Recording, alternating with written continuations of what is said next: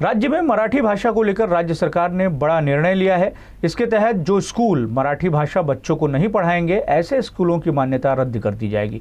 शुक्रवार को विधानसभा में बोलते हुए स्कूली शिक्षा मंत्री दादा भुसे ने यह घोषणा की।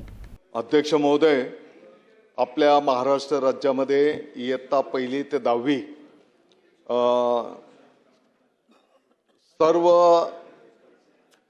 मंडळांच्या शाळेमध्ये अभ्यासक्रमामध्ये मराठी विषय सक्तीचा हा लागू करण्यात आलेला आहे।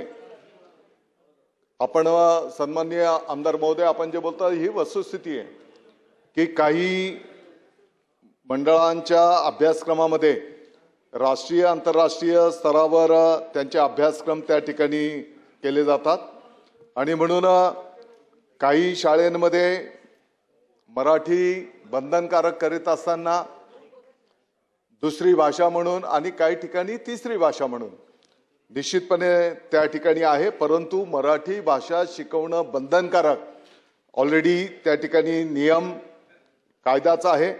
1 एप्रिल 2020 पासून या आधी 9 मार्च 2020च्या अधिसूचनेनुसार राज्यातील सर्व माध्यमांच्या सर्व व्यवस्थापनांच्या शाळांमध्ये मराठी भाषेचे अध्यापन व अध्ययन सक्तीचे करण्याबाबतचा अधिनियम लागू करण्यात आलेला आहे। आपण ज्या शाळेंच्या संदर्भातील सूचना केली, निश्चितपणे त्या ठिकाणी तपासून घेतलं जाईल आणि मराठी भाषा शिकवणं हे बंधनकारक आहे याचं त्यांना जाणीव करून त्या ठिकाणी त्या पद्धतीची कार्यवाही करण्याची सूचना करण्यात येईल।